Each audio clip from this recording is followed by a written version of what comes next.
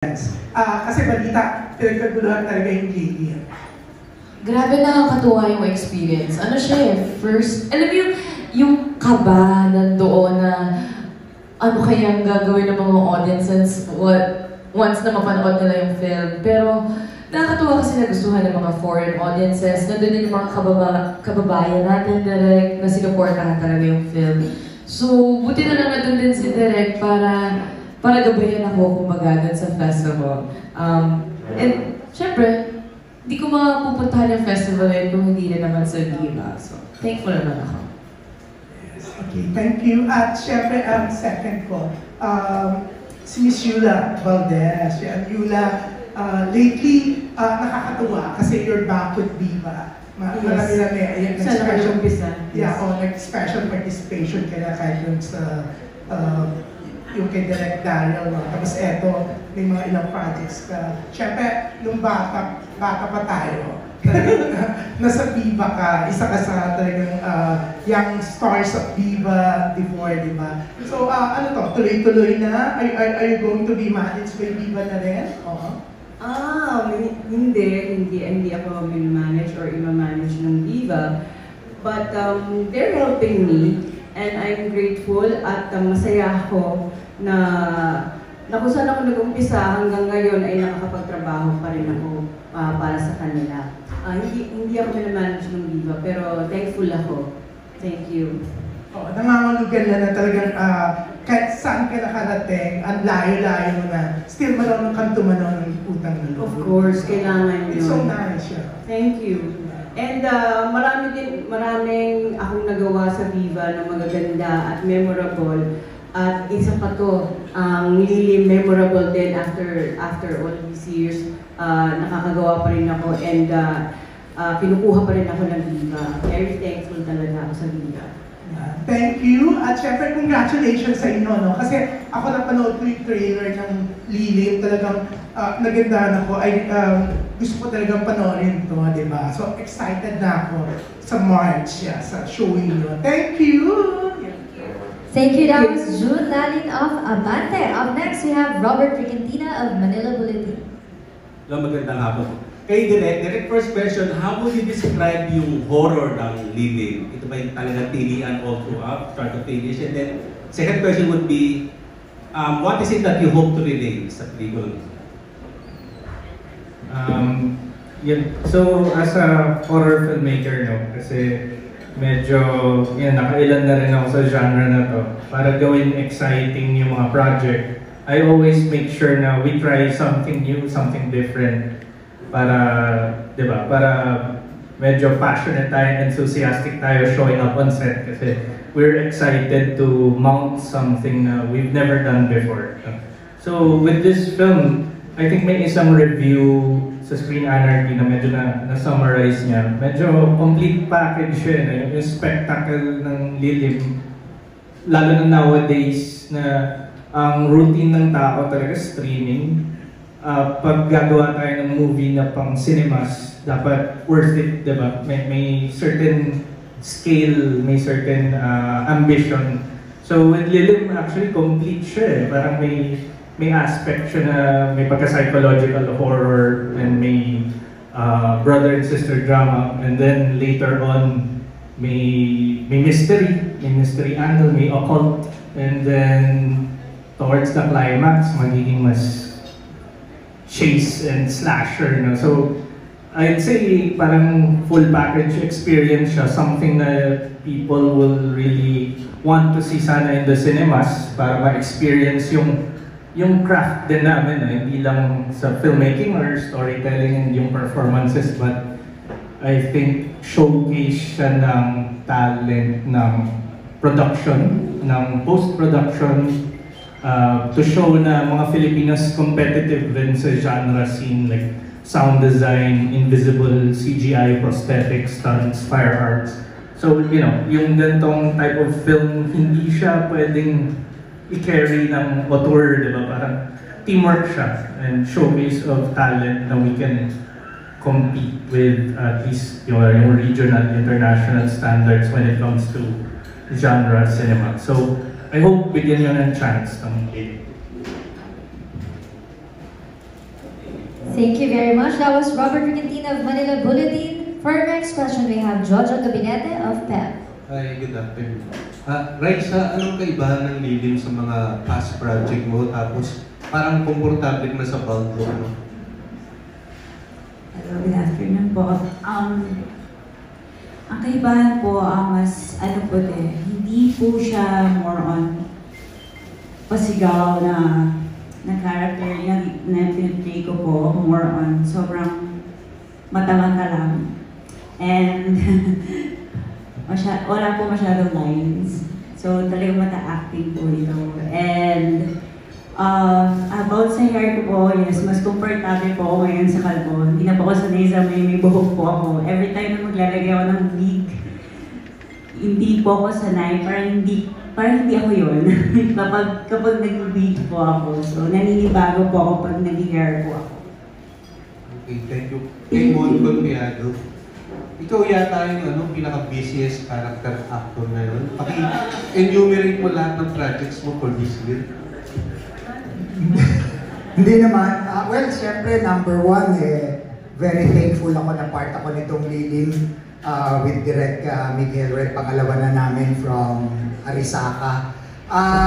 Aside from this, part ako ng In Thy Name na showing sa March 5.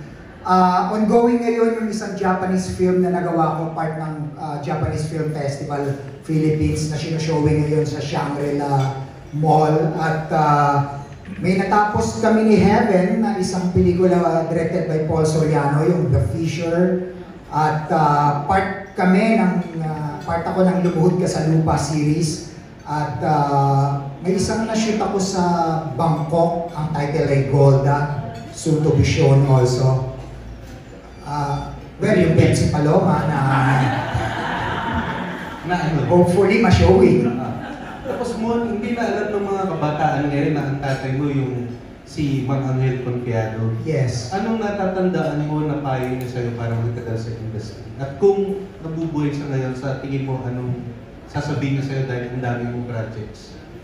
Well, very thankful din ako sa father ko kasi sa kanya ko natutunan yung pakikisama more than the talent kasi minsan nangingibabaw din kung paano kang makisama at yung professionalism sa industriyang ito. I guess isa yun sa mga dahilan kung ba't nauulit ako sa mga director ko, sa mga producers ko. Importante na yung kumbaga attitude mo positive kesa magaling ka lang. Dapat marunong ka rin makisama. Thank you. Thank you so much. Thank you. That was Jojo Gabinete of PEP. Up next, we have Jojo Paniligan of Rider PH. Thanks, Gina. Direct, andito po. Gitna po. Can you talk about yung location, pati yung atmosphere na binil nyo sa film to move the story forward? Yeah, gusto yung Lilim na set sa 80s. As currently mentioned, ito yung unang collaboration ko with my father. Si Raymond Red is also here as the cinematographer. So, ano na rin siya, award-winning filmmaker, legend na din. And tagal na namin naghahanap rin ng project to collaborate on. And I think swak dito sa Lilim kasi nga 1980s, familiar siya sa era, sa decade. And then we shot the film sa Makiling, na may parang mga boarding school doon na alumni rin yung dad ko. So parang yung myths and yung atmosphere ng Makiling, diba? We had to utilize it for the film, and challenging rin siya kasi may mga set pieces kami na we had to build sa studio. So if nakita niyo yung production designer dun sa isang clip, si Ana Lou Sanchez, who I worked with sa Erie, nakita niyo yung background studio, so marami rin kami binild para very controlled, very deliberate yung design for the movie. Kasi nga Filmmakers and yung Filipino films, it's a Filipino horror. Yes, I think yung horror kasi very visual, very universal. I think fear is universal. Parang even subtitled horror movies, di ba, na appreciate ng kahit masa na Pinoy. Nagsi-theatrical dito dati yung mga The Ring, di ba?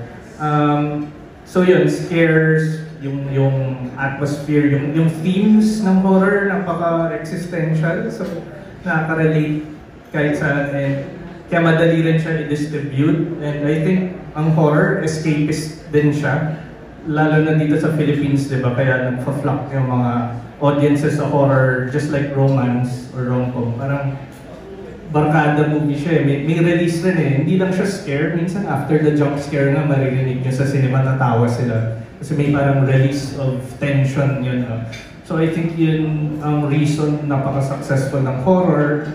And siguro, compared to other genres rin, mas feasible siya. Diba? Mas concept ang horror, mas imagery, rather than, kunyari, action. Diba? Sobrang expensive to do properly, or at least convincing na makakompete ka sa Hollywood. Diba? So yung horror, may palag tayo as a developing country na syempre mas realistic yung mga resources natin.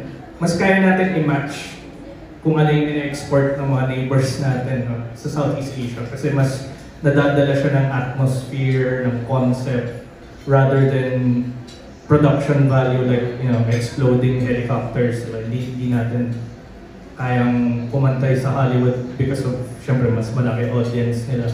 So, I think yun yung reason, very, ano siya, realistic to export, no, na genre coming from Filipino filmmakers. And we can also, syempre, parang include nga yung culture natin, yung subtext ng stories natin, even though yung package niya genre, diba? And malaki yung audience niya worldwide. So, I think, yeah, yun yung opportunity dun. That's why siguro nag-gravitate ako personally towards horror. Pero I still do other genres. No? I even did like something totally different, yung mas wholesome na sports movie with Friendly Fire just before this. So I try to do different things. Pero I think horror lang talaga yung nagre-resonate with a large audience.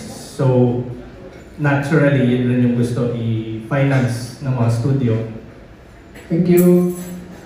Thank you. That was Jojo Panaligan of Writer PH. Up next, we have Mark Magadia of Maganda Ba Movie. Hi guys, yung question ko for the cast muna.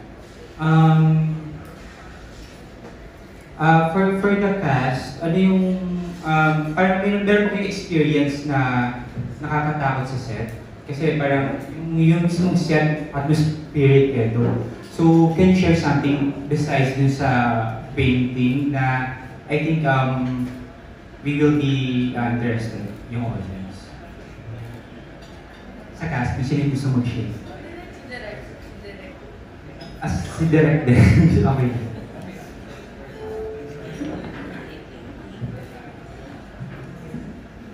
Alam mo, yun, na-mention na namin sa painting, no? Pero, yeah, very creepy yung atmosphere since yung themes nga namin, di ba, may demonology, may ghost. Pero ako kasi hindi ako sobrang superstitious. So siguro mas may ma-share sila. I think sa amin yung kami ng production team was the creepy painting na kailangan namin sunugin dahil nga ano, may mga nadi-disturb na ng mga bata na nagre-retreat doon kasi yung location namin, pag di kami nag-shoot, pinapa-ano pa rin siya, pinapa-open up pa rin siya sa public for retreat. So, yung mga hindi nila alam na may mga naiwan na props, di ba, natatraumatize sila doon. So, we had to burn it kasi may bad vibes yung painting. Pero, Before that, ba naniniwala ka sa parang mga supernatural? I mean, open ako to it. And syempre kailangan na-acknowledge mo rin yung fear and yung horror para maintindihan mo what makes people afraid, di ba, to be an effective horror filmmaker. Pero siguro hindi mawawala as a director, hindi mawawala yung parang kang, I think na-mention ko to lagi, na parang kang magician na nag-aaral ng magic. Siyempre, when you watch another magician play a magic trick, mas iniisip mo na lang yung paano niya ginagawa yun kaysa yung na-enjoy mo yung trick, no? I mean, mahirap siya tanggalin. So, usually yung mga director go, we have to watch a movie twice para yung isa immersed kami, and then yung second yung mas ino-observe mo na. So, mahirap siya tanggalin sa'yo if alam mo paano gumawa ng horror film, di ba? You see through the process, parang gano'n. Okay, thank you, Direk. Second question ko sa cast na lang ulit. Ano na lang, pakilala na lang kayo kung ano yung mga characters ninyo at saka ano yung mga parang katangian ng mga characters ninyo na the audience would be excited about. Yun na lang. I think isa-isa ko pwede. Rafa? Hi, ako si Rafa. I play Darwin. Yung karakter ko pangalan niya si Darwin. Isa ako sa mga investigators na police na katrabaho si Kuya Mon. Ang character is very, ano siya yung medyo silly na police in a horror movie na siya yung makulit. Yeah, so yun yung character ko. It's fun to work with Kuya Mon and first time working with Direk Red.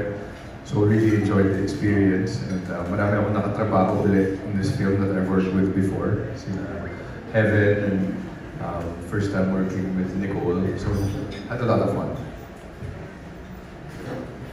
Ako po, I play the role of Trining. Isa po ako sa mga nuns. Yan kasama po ako nila Ate Raisa, nila Ma'am Yula. And I guess you could say, ano ba direct? Mabait na nun? Mabait ba? With a huge wink. Mabait na nun. Kung baga, ako po yung mas nakakausap ni Heaven sa place. Sa place na lang yung tinawag. So, yes. Ayun lang po. Hi, I'm Sierra Walker. I play the role of Tomas. I'm the sister of Helen.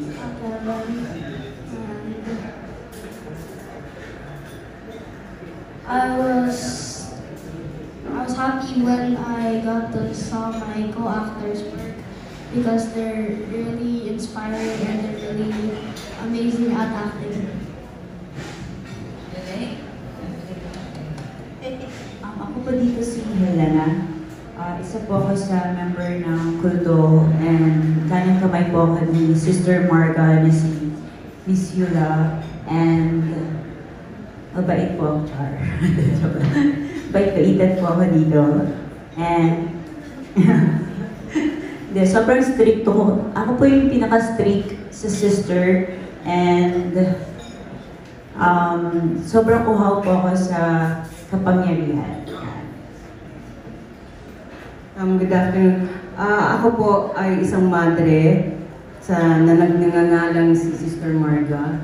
Ako po ang parang leader ng orphanage. Mga nag-aampon kami ng mga batang lalaki. Mas madali daw kasi yung alagaan ng mga lalaki kasi hindi mabubuntis. So, yun ang pinipili namin alagaan yung mga lalaki. And alagad, isa sa mga mga lalaking kalbo. Tapos, isa sa mga alagad din ni si Sister Marga.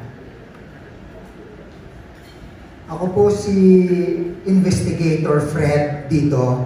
Ang investigador na rumiresolba ng kaso ni character ni Heaven. Kasama ko si Darwin, played by Rafa. At eventually, sa aming pag-iimbestiga, mapapadpad kami sa bahay ampunan na puno ng kababalaghan. Ako po dito si Gabriel. Isa po ako sa orphanage. Ako po yung panganay sa mga bata. And at the same time, isa po ako dito sa mga nag-guide kay Heaven sa pagpasok niya dun sa orphanage mismo. Isa po ako sa mga nag-guide sa kanya and feeling kong tumulong na rin. So, kayo na po humusga kung ano po yung sa tingin yung character doon ni Gabriel, kung mabuting tao ba siya or may gagawin ba siyang hindi ko alam kung ano man. Pero mabait ako dito guys and abangan niyo po. Ako po si Isa. Si Isa po ay fugitive. Kasi, yun nga umalis kami ng kapatid ko dahil dun sa tatay ko. May abuse na nangyari and so, alam mo yan. Kailangan nyo na lang panoorin. Pero, kailangan ko tumakbo at doon makikita ko yung lilim, yung sila Miss Yula, yung mga nuns, at doon magsisimula na yung mga, ano yan? Ano yung word na kababalaghan? Hindi ko maisip yung kababalaghan. But, doon na mangyayari yung mga kababalaghan. Doon yung makikita ko ano bang gagawin namin ni Tomas, paano kami aalis doon, papayagan ba ako ni Miss Yula umalis doon. And so, sa ending, I actually like the ending. Pero kayo na dapat panoodin kasi sobrang unexpected ng ending. Yan po. Okay, salamat. Congrats guys. Thank you. That was Mark Magadia of Maganda Ba Movie. For our next batch, please do stand by Erwin Agawa of Manong Ganap, Ray Pumanoy of Abante Liling, Nikki Wan of Manila Standard, Mang Richard Paglikawan of Lionheart TV, and Miss Anna Tingol of Abante. Our next question will be coming from Erwin Ogawa of Anong Ganap. Thank you. Congrats sa new movie. Kay Direct Mick. Direct Mick, ano nag-inspirasyon dito sa movie na dito? Kasi parang walang tingin na, di ba? Yung horror Hollywood film yung may isip, di ba? Ano po nag-inspirasyon? Siyempre maraming parang pieces combined to create Lilim. So, siyempre, first of all, yung location, yung myth sa Makiling and yung idea of parang imagine if may secluded or isolated na society during the 80s when may mga taong nagiging deseparasido, may mga bodies na nahanap. Like, ano yung gagawin ng isang parang secretive cult to survive that era? And kung ipaparallel ba nila yung nangyayari sa reality nila outside. No? So may ganun na aspect, I guess yung themes is fanaticism, fear. Pero on the genre, I guess, level, ang tagal ko rin gusto gumawa ng mga kasi besides horror films, inspired rin ako a lot on horror media, even including games, na maraming feeling ko mas interactive pa nga, mas na-immerse ka sa horror. So, fan ako ng mga parang Silent Hill or Fatal Frame or Rule of Rose, kung familiar kayo doon. Kasi gusto ko yung idea na may pina-follow kang protagonist na mapupunta sa isang secluded na world na may sariling rules, may sariling lore. Para siyang demonic Alice in Wonderland, di ba? May ganun na aspect na you follow, ikaw yung vehicle ng audience para pumasok sa isang, di ba, kakaibang mundo na may sarili silang laws, and then may na-unveil kang mas ancient na evil. So parang gusto ko yung ganun na plot structure na hindi ko pa nagawa in other films. And then thematically, syempre, it's about how fear and fanaticism parang twists our morality, and we turn to something we don't understand, just to feel that sense of false security. So I guess yun yung Lilim for me. And last question kay Miss Heaven, anong challenge sa'yo paggawa ng horror film? Kasi nasanay ka puro rom-com, di ba? Anong maging challenges naman paggawa ng horror film? I think kasi nga po, dahil puro rom-com po yung ginagawa ko, or like drama, sobrang natural na sa akin yung feeling ng light, ng love, ng sadness, ng away. Pero yung feeling na lagi kang takot, tapos kailangan mong i-maintain yung takot na yun, and hindi mo pa nakikita yung puro imagination mo lang. Like, i-feed lang sa'yo ni Direk na, magugulat ka ng ganto-ganto. Kunyari may makikita ka or something, may mafe-feel ka. So it's more of like yung manipulating yung feelings na parang kailangan ko talagang paniwalaan. Alam mo yun?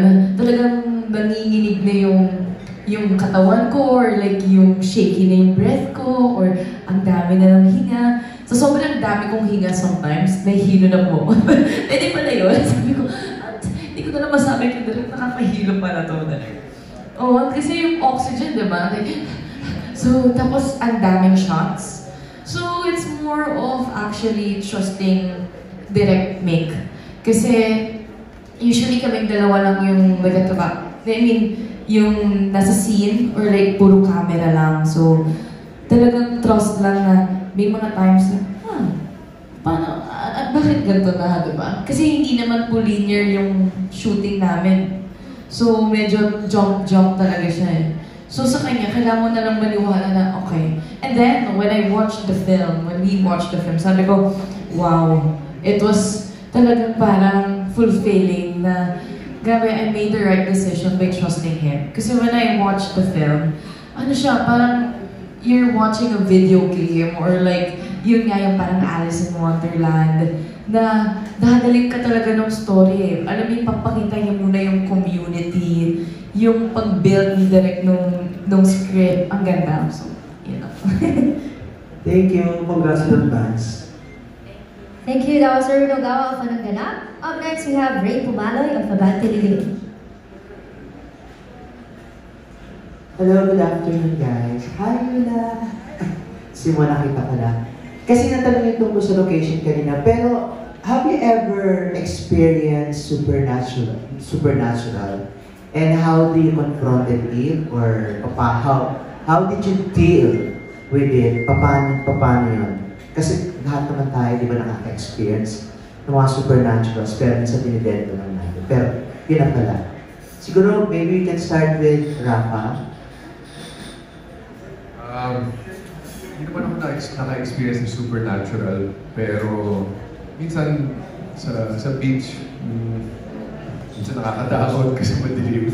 So iniisip ko lang, ang supernatural, minsan kasi yung mga ghosts, minsan pwedeng hindi ka maniniwala, pero you also have to leave room for the possibility kasi nga, ayaw mong multuhin ka. So kailangan nire-respeto ko na lang na, you know, pagtakot ako. So,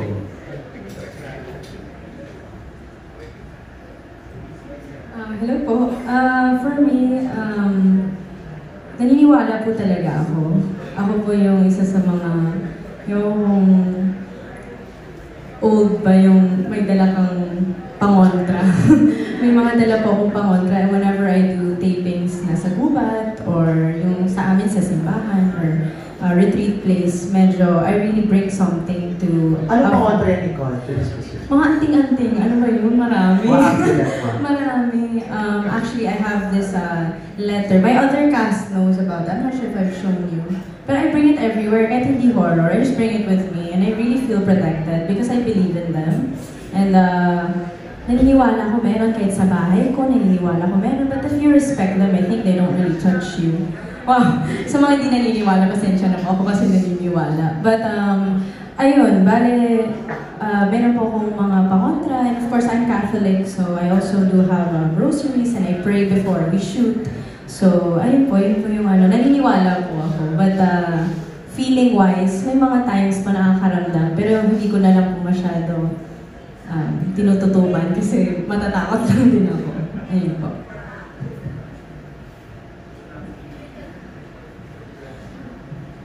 Time I was just sitting on the couch at night. Then I was very sleepy, so I was like closing my eyes a little bit.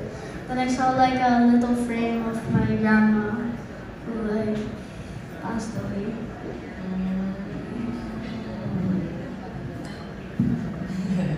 Ako naman, dun sa last kong condo, hindi ko kaya matulog mag-isa. Kasi, every night guys, as in, di ako nag-joke, every night binabangungot ako. Yung bangungot, as in, yung tipong sumisigaw ako pag gumising ako kasi hindi ko kayang gumising mag-isa. Like, alam mo yung hirap na hirap kang gumising, yung ginagalaw mo yung katawan mo pero ayaw. So parang, pag nagising ka like ganun talaga. Tapos sabi, bakit kaya? Hindi ko naman din alam bakit. Pero naiinis na ako kasi hindi ako makatulog na mag-isa. So, yung lola ko kasi, nakakakita siya. Parang kung, lola, pumunta ka nga dito. Like, hindi ko alam anong meron. Baka may pakita ka. So yun pala, all along, nandun lang pala sa may nakatayo dito Said, talaga ba? Sa corner pala ng kwarto ko, na kung saan ako naka-face, may lalaki daw na nakatingin lang. So ako, So after nung nalaman ko, tumaas talaga yung balahibo ko. And then, umalis na ako dun sa corner. Talagang hindi ko na kaya. And then yung sa set naman, meron kaming shoot ni Direk. First day natin Direk. Sa may gubat. Di syempre gabi na. Tapos walang ilaw. Kasama ko yung team ko, nasa kotse kami ng van. So talagang dadaanan mo, wala talaga siyang ilaw. Yung van lang yung may ilaw. Tapos parang kami, uy, baka mamaya may nasa window na nasa kaganon. Yung imagination namin, sobrang nag-run wild. Kasi nga, wala na kami makitang ilaw So, ayun, yun po yung mga kinakalimutan na moments namin na ayaw na lang namin actually tumingin. So, yun. Ako naman, actually ako may third eye ako. So, pag nakakita or nakakaramdam naman po ako sa mga locations namin, may times na dinededma ko na lang po or kinakausap ko sila na nagsusorry ako, pasensya na nabubulabog namin kayo, ganyan, or something na nagtatabi-tabi po ako, ganyan. Parang for me kasi it's normal na may nararamdaman po ako or may nakikita po ako na something. Ako medyo marami. Bata pa ako, naglalaro ako sa long table namin sa Nueva Ecija. Ng bahay-bahayan, ako lang. Tapos may mga kurti-kurtina pero towels yun. Tapos isang beses, may nakita ko na naka-float na legs. Tapos, pero ito nakakatawa kasi imbis na, kung ito yung long table, andito yung nakita kong paa, pair of legs.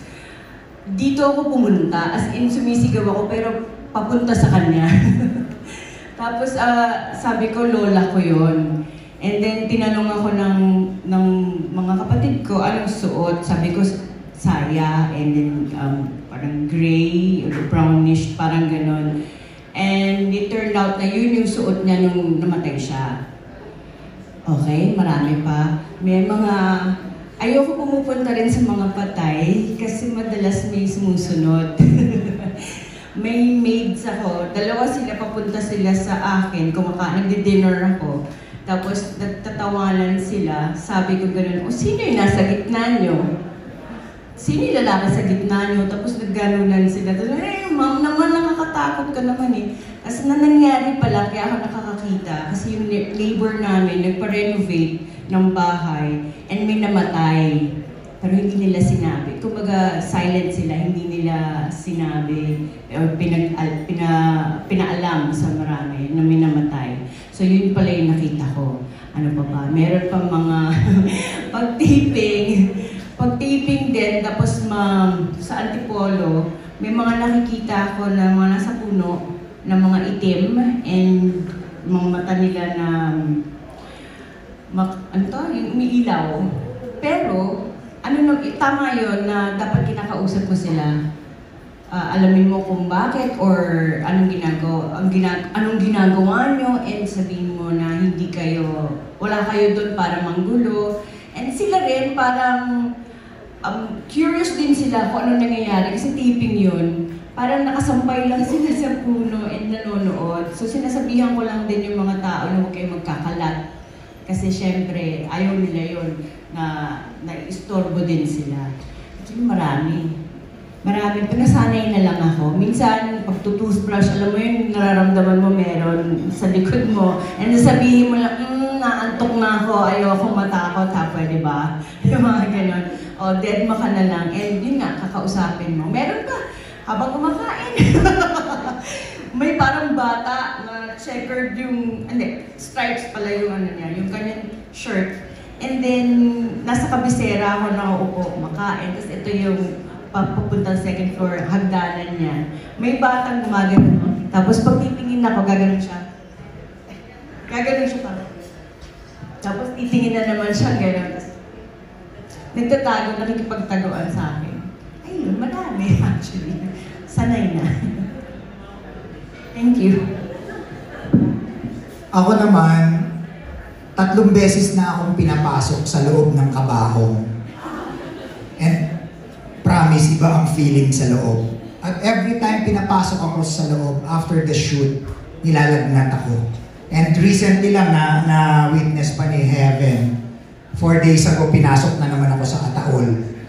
At grabe, nilagnat na naman ako. At I guess kasi parang sabi nila, bago daw yung Ataol, pero feeling ko Ataol for rent yun eh. Yun yung mga ginagamit, pangburol lang eh. Tapos pag ililibing na, i-cremate na, syempre gamit na yon, parang amoy bangkay dun sa loob eh. So, iba yung feeling talaga. Hindi ko alam kung psychological yun, pero every time nilalagnat ako. At ang nakaka-amaze din, magdadasal lang ako habang nilalagnat ako, magdadasal lang ako ng taimtim talaga. Magpapasimbabi lang ako kung may naistorbo man ako doon sa Ataol na yun. Nawawala yung aking lagnat kinabukasan. Ako naman naniniwala naman ako, oo, pero di pa po kasi ako nakaka-experience ng kung ano-ano mga klaseng ganun po. Kasi simula nung bata ako, na-try kong, parang nagtitrip din kami ng utol ko, yung kapatid ko, mahilig kasi ako manakot. So ako yung nananakot sa kapatid kong bunso. Then may time na parang pinagtripan din ako ng panganay, bumawi sa akin yung panganay, tinakot din niya ako. Then parang nagsumbong ako nun kay AirPods. Ang sabi sa akin AirPods, "Huwag kang naniniwala sa mga ganyang multo-multo. Aswang. Kung totoo yan, marami nang namamatay." So, simula nung time na binanggit niya sa akin, lagi na nagsisink in sa utak ko. Every time na matatakot ako or nagkakatakotan sa lugar kung saan ako, yung mga tropa ko, ay naiisip ko, tanga kung totoo to. Sorry. Matadala lang. Dahil ayun lang naman, kung totoo to, hindi marami nang namatay, marami na tayong nasaksiyan. So, and every time na matatakot din ako, lagi ko lang din sinasabi sa sarili ko, in Jesus' name 3 times, and lagi rin ako nagdadasal. Depende na po sa tao yan kung paano niyo paano yun. Okay, second question, last question. Yula, again. Yun alam mo parang since 80s until this time, parang hindi ka nawala sa circulation at nakakabilib ka, no? Kasi you still look good, you're in good shape, ang galing-galing pa rin umarte, hindi man ka pa rin, and pwede ka pa rin magbilang. Paano mo nagagawa? Is it really an effort or innate mo na lang ba yan? Or dahil ayaw mo lang talagang malaos or ayaw mo tumanda sa showbiz? Alam mo, kahit anong sabihin ko na ayaw ko tumanda, tatanda ako eh. Swerte lang siguro na hindi nawawalan ng project. Pero totoo din yung sinabi ni Mon na kailangan marunong ka makisama. Kasi, syempre, sino bang gusto makapagtrabaho sa may mga attitude? At Ray, ito ang gusto ko talaga itong trabaho na to eh. Gusto ko mag-artista. Mula bata pa ako. Kaya inaalagaan ko rin na walang, alam mo, hindi ako pakalat-kalat para walang masyadong nasasabi yung mga tao. Yung ganon. Inaalagaan ko rin ang sarili ko kasi syempre iniisip ko rin yung mga kaedadan ko. Ano bang magiging ang tawag dito? Kailangan may effort ako na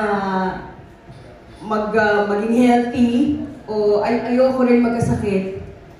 Gusto ko magtrabaho hanggang sa mamatay ako. Gusto ko talaga pag-artista. So, swerte lang na hindi nawawalan ng trabaho. Kung minsan, nakakapagpahinga din na medyo matagal-tagal. Pero ito talaga, Ray, ito talaga ang gusto kong trabaho eh.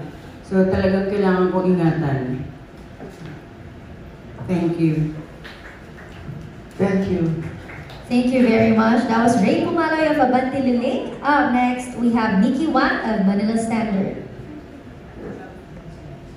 Thank you. Over here. May phone-in question lang dito kay Miss Yula. Miss Yula, dito daw ako sa venue, wala kayong nakikita right now. Dami, kayo. Ayun, katabi mo. Thank you. But anyway, congratulations to the entire cast. No? My question is for Derek Miguel. Derek Nick, in your previous films, laging especially the horror one, laging may social commentary. Like for example, yung Nocturno, you talked about general traumas, the leader, exploitation in workplace, and also mental health. This time, you mentioned about fantasy, so I wanted to know with the themes that you're discussing in this film, how does horror show the dangers of fanaticism, and how does it relate with events or in real life? Yeah, yun yung maganda sa horror na since kaya mong mag-access ng wider audience, mas madali siguro in a way parang i-smuggle yung mga themes na you would normally see sa mga mas, I guess, heavier drama. I mean, ako naman nag-start ako, diba, with Cinemalaya, nag-start ako with very personal, parang independent features na mas heavier yung, I guess, yung commentary. But I guess yung opportunity dito is making a bit more mainstream movies is may opportunity na hindi ka lang nagpipreach sa choir, diba? Like, you can reach a bigger audience. So I guess with Lilim, hindi naman siya in your face, diba? Ayaw mo rin naman na obvious. It's something na you hope the audiences parang absorb as they walk out of the movie. Of course, syempre the first layer should always be entertaining, and then yung mga second layer, if they absorb it subconsciously, diba, mas ma-engage na. So in the film, siguro without spoiling anything, these are people na they're all scarred, they're all running from the horrors of their reality. Like even character ni Isa is a fugitive running from yung horror dun sa family home nila. And they feel like hindi pa rin safe kahit to go to the authorities kasi may certain abuses na nangyayari rin. Not just in the home, but abuse of power sa authorities. So where do they go, diba? Where do these parang outcasts go? They go to this cult that promises safety, diba? And mafe-feel mo nga within the film, these are characters who have all parang run away from something. Pero yung sense of safety nila is also, I guess, parang uulit lang yung cycle na whenever people are afraid, diba, they turn to something that promises them safety, pero at a cost. And yung cost nga na yun is yung horror na ma-unveil sa Lilim. So, diba, parang may mga ganun rin na elements sa yung mga film like The Village, diba? So may ganun na aspect sa Lilim without being overtly, I guess, parang in your face yung commentary. So mas ganun lang siya, mas general yung themes that hopefully kaya ma-appreciate ng big audience. Thank you, Derek. And my next question is for Heaven. Heaven, taking you from what Derek said, siguro, based sa understanding mo sa character mo, what does it symbolize? And how do you think people would relate to the character?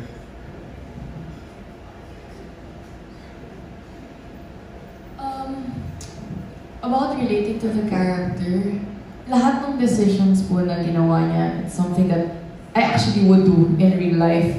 Alam yan, kung worst comes to worst, kung kailangan kong protektahan yung pamilya ko or yung kapatid ko, talagang gagawin ko lahat para protektahan siya. So, kahit anong mangyari, gano'n. Regarding sa symbol ng character, ano siya yeah, like empowering yung character ko Sipin mo, ang dami niyang pinagdaanan. Grabe yung abuse na pinagdaanan niya sa pamilya niya, sa tatay niya, di ba? And then, lumaban siya, sinama niya yung kapatid niya, tapos patuloy pa rin siyang lumaban sa buhay. Pero nabigyan na naman siya ng bagong problem, which yun nga, pagpasok niya dun sa orphanage. And makikita mo doon na gusto niya naman ng peace and alam niyo, gusto niya ng tahimik na buhay na sana. Pero dahil sa horrors, or dahil sa past niya, inaano pa rin siya. Anong tawag doon direct? Like, binabalikan pa rin siya. And so, para sa kanya, siguro kailangan niya rin i-accept yung horrors, yung mga nangyari talaga sa kanya. And kailangan niyang to fight through it. So, very empowering po yung character. Alright. Fight through hell. Hindi lang fight through it. Fight through hell. Thank you, Heaven. Thank you, Derek. Thank you, Davos. Nikki Wang of Manila Standard. Up next, we have Richard Paglicaon of Lionheart TV. Hello, good afternoon. Yung question ko para sa ating mga ladies, saan kayo nahirapan sa movie na to? Kasi nakita ko si Riza sa tapos paano yung mga kasi nakita ko rin parang may physically demanding din siya, may mga hilahan, takbuhan. So, let's start with Nicole. Nahirapan. Baka po, there's a scene, I think it was in the trailer naman, I can talk about it. Yeah, yung sumisigaw po. Kasi when we were shooting that, I was also doing a musical at the same time. So, yung boses ko inaalagaan ko po. So, medyo, ko po talaga. Hindi ko po alam kasi I had to do 2 shows, like back to back right after shooting. So, parang yun po yung nahirapan ako. Tapos, sobrang, ano bang tawag? Yung lugar kasi napakatahimik. Tapos, hindi lang naman po kami yung nandun. So, nakakahiyang sumigaw. Tapos, baka may, yun nga po, baka may magising, may matamaan kaming hindi dapat guluhin, kasi nga naniniwala po ako. So, power pray na lang po talaga yung ginawa ko. Pero kinakabahan po ko na mag-ingay sa lugar na napakatahimik. So, yung pagsigaw po, I guess, medyo dun po talaga ako nahirapan. You Heaven?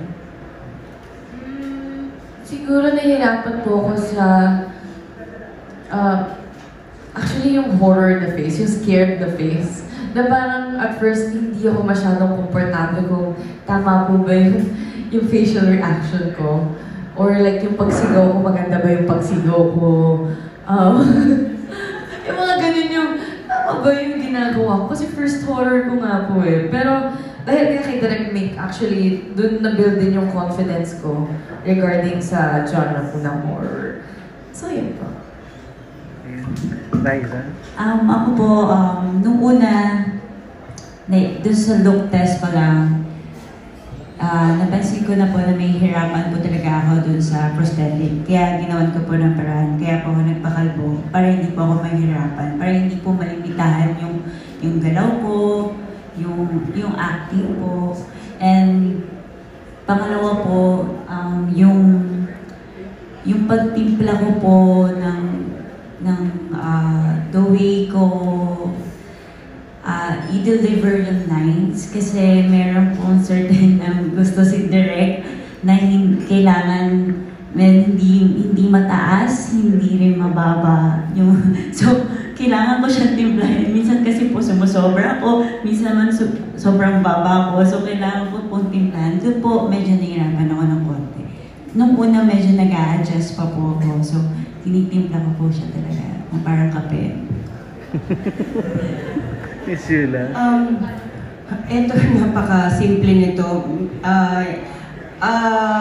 Nahirapan ako bumaba ng hagdanan ng mabilis, ng hindi mahuhulog o hindi madudulas, ng merong hindi hagdanan. Hindi kasi madilim, di ba? At saka minsan kapag baka biglang madulas ka kasi yung suot naming sapatilya medyo slip-on. So baka mapilayan ako o matanggal o gumulong-gulong ako. Actually, dun ako careful kasi ayoko mapilayan. Pero yung mga physical na mga ginagawa namin, medyo na-enjoy ko yun. Di ba, Direk, kapag meron kang gustong hindi yung gawin sa mukha, Actually, na-enjoy ko yun kapag yung gusto niya manakot ako na ganito yung itsura ko. Ginagawa ko and then natutuwa naman siya kasi mukhang rubber yung mukha ko. Nagagawa ko naman. So, yun, na-enjoy ko yung sinasabihan ako ni direct or kahit sinong director na itong gawin mo, ganyan-ganyan. Na-enjoy ko yung ini-instruct ako. Parang robot, yung ganyan. Ginagawa ko kasi parang empty or para kapag may instruction sila, magagawa mo. Yun. Thank you. Ay, tsaka po pala ang additional ko lang is, ang tagal namin pong shoot to. Hindi po siya yung sunod-sunod. No, direct? Kasi 20 days yung taping po namin, which sobrang swerte namin and grateful na, alam niyo, nabigyan po talaga kami ng malaking budget for this film. And so, yung time na minsan, parang lagi kang maninibago kasi ang tagal namin nagsistop or mga ganun nga po. So, babalik na naman into character. But nonetheless, because of the cast, the crew, and of course, direct, nagiging mabilis yung proseso. So, yun. Ayan, thank you. For direct na lang, ano yung pinakamahirap na nagawa mo during shoot at saka yung sa post-pro?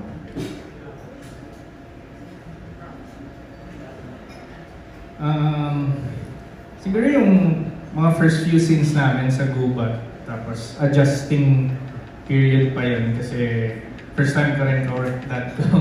Tapos ang hirap agad ng kailangan ilawan ng gubat.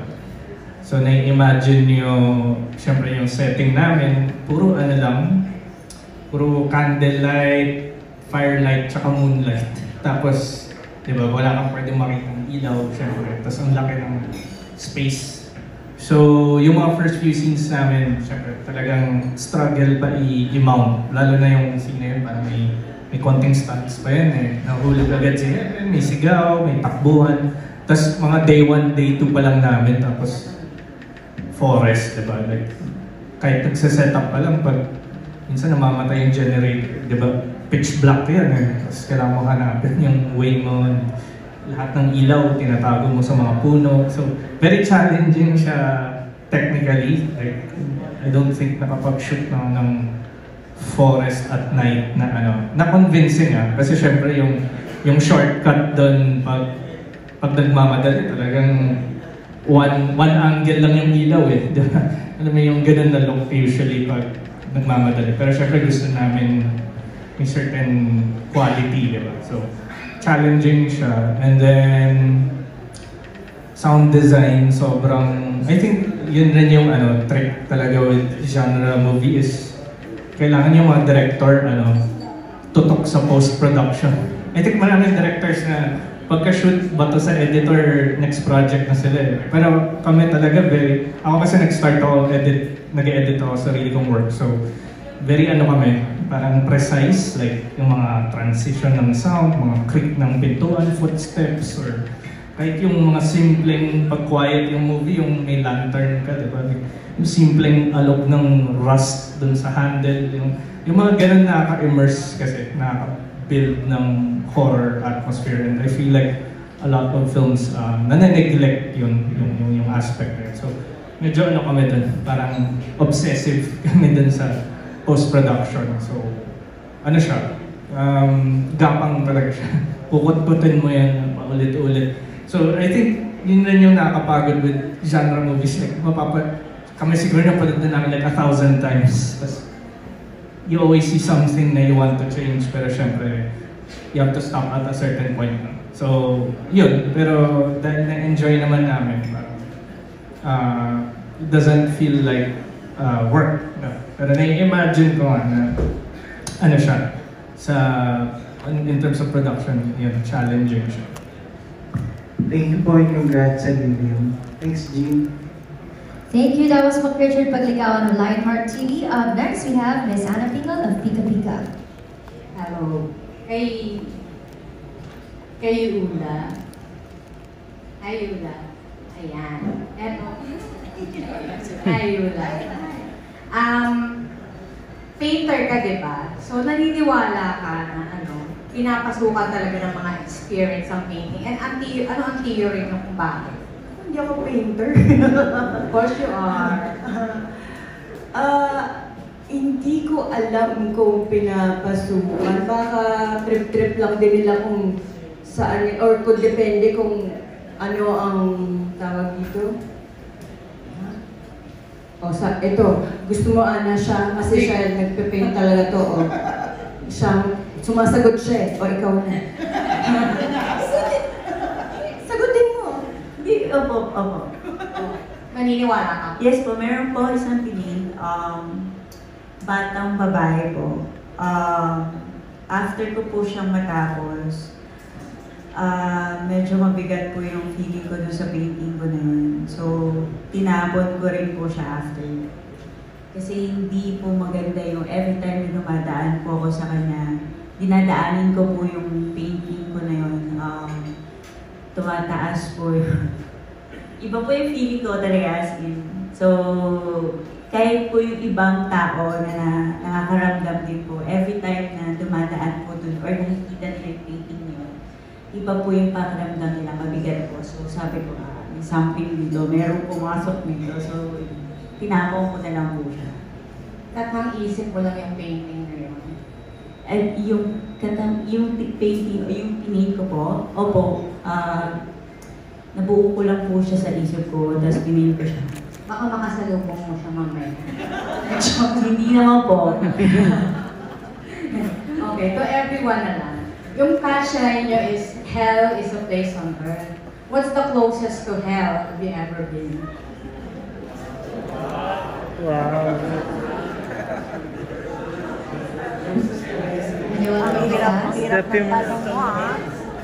Si Tito Mercy madalas narinig kong ganyan. Experience-wise daw, according to Miss Anna. Parang intense naman. Hindi namin kaya mag-unpack ng trauma. Pero, siguro yung lang, at least sa context na production nga,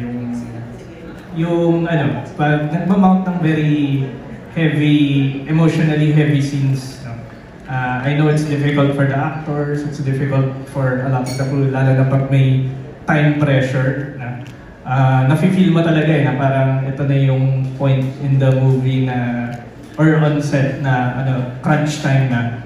So very, syempre, mabigat sa feeling as a director kasi you want everyone syempre to still work decent hours, diba? Even though ang bigat ng scene and you wanna deliver quality and yet syempre, may limit yung time. So, doon namin na-feel na parang challenging and difficult, pero na-overcome naman namin. So, siguro yun yung closest to. Pero, yeah, siguro rin, yung finale namin, when we had to build a certain set piece, and then yung lighting namin doon talagang red. Na-feel mo. Feel mo yung parang pagka-hellscape niya. So, in that sense, hindi yung difficulty, pero yung pagka-immersive ng set na it feels like hell.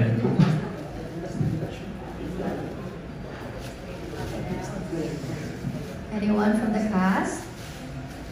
Yung closest ko to hell? Yung kanina iinit siya. Girl, dito talaga kami. Yung closest ko to hell was actually yung studio natin, studio day namin. As in, gumawa po talaga sila direct ng bahay. Parang ganun din. Tapos, yung underground, so, shucks, may hindi ko alam Miss Yula yun eh. Pero, meron kaming doon, set na talagang, alam niyo yung, ginawa talaga nila pati yung wall, yung dumi, tapos pag nakita mo actually si Lilith, ay yung monster natin. So, pag nakita mo talaga siya, parang ayaw mo siyang tignan, like, huwag ka na lumapit. Hindi, nasa trailer, Miss Yula, nasa trailer siya. In fair, ang ganda talaga ng prosthetics siya. Kabuhay-buhay. Miss Yula. Raisa and Mon? Doesn't have to be sa movie? No. In real life. Ito meron akong backlog dito. Nagmamotor ako 3 years ago and mula 6 a.m. hanggang 3 to 4 p.m. Yung time na yun, umulan, umaraw, so feeling ko, wow, habang nagmamotor ako, is ko, thank you God for everything, ganyan-ganyan. Tapos sabi ni God, wait, there's more. Sabi niya, sobrang pagod na ako, traffic, June 12 ito eh. Sa may Cavite, pauwi na kami, 3 na lang kami natitira, and sobrang pagod na ako, na-feel ko na yung bigat ng big bike ko. Gusto ko na lang siyang isemplang yung bike, kasi hindi ko na kaya, kasi medyo pataas siya eh. Kaso, sobrang traffic nga yun, katabi ko truck. Sinemplang ko siya, kaso kasama ako. Tapos biglang nag-go. Eto, nung pagbaksak ko, eto, nakaganyan. Nagulungan to ng... Nagulungan yung braso ko. Pero walang fracture. Thank God na walang fracture. Pero yung helmet ko may skid mark ng gulong ng truck. Tumayo ako, tapos hindi ko tinanggal yung helmet ko kasi ayokong makita ng mga tao. Kasi alam mo yun, di ba parang aksidente na nga. Buti huminto yung truck. Sinabi ng mga tao na mayroong kang nagulungan. Tumabi lang ako sa gilid, sa sidewalk. And then nag-iisip ako, kasalanan ko to, o ano, ayaw mo na ba? Dala ka na ba? Tapos kinakausap ko yung sarili ko, at sinasagot din ako ng sarili ko. Medyo matigas ulo ko eh. Sinagot ko din sa sarili ko, hindi. Kasi pag pagod ka na, tumigil ka, hindi yung dire-diretso. Hindi pa ako dala. Pero fault ko yun. Pag pagod, tigil na. Yun ang closest. Yung pamangkin ko na sumundo sa akin, siya yung talagang, ganyan. Siya yung hysterical kasi, buti, dinala ako sa hospital and pina-check, walang fracture. Mabuti na lang. Pero yun yung closest kasi pwede. Kaya pala may skid mark yung helmet ko kasi nung nadaanan na to, yung ulo ko nasa loob. Alam mo, nakikita ko yung gulong na papunta na sa akin and then tinungkod ko itong elbow ko para umangat ako. Kaya may skid mark yung helmet ko. Pero yun yung closest sa impyerno talaga.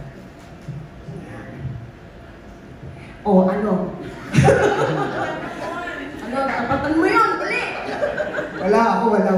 Hindi ako masyado wala akong masyadong experience na negative.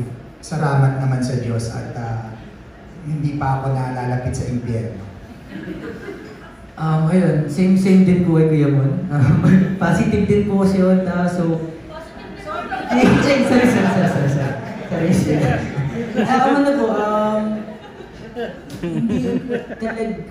Hindi ko pa po naisip na napalapit na ako doon.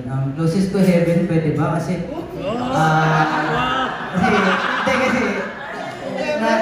na-accidente kasi ako before. Nalunod kasi ako before. So, ayun lang, sinare ko lang na parang kapag malapit ka na palang Tegi, ang daming pumapasok sa utak mo. Kasi parang, nung nasa ilalim ako ng tubig, nung nalulunod ako, parang kung ano nung pumasok sa utak ko, may closest to heaven to, Miss Yula, yung parang heaven na po to. Papuntang langit tayo dito.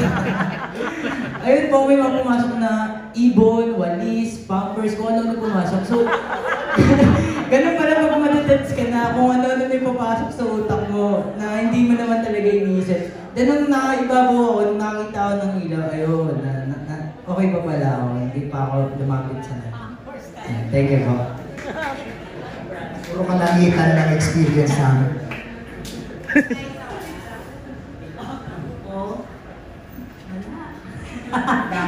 Hindi naman. open naman ako dito. Pero dati po kasi yung during po ng depression ko siguro, yun po yun. Yung nag-attempt po ako mag-suicide, I think. Yun po. Huwag na natin pero yun po yun. Thank you. Thank you for your question. Thank you, Miss Ana Bigelow Abante. Up next,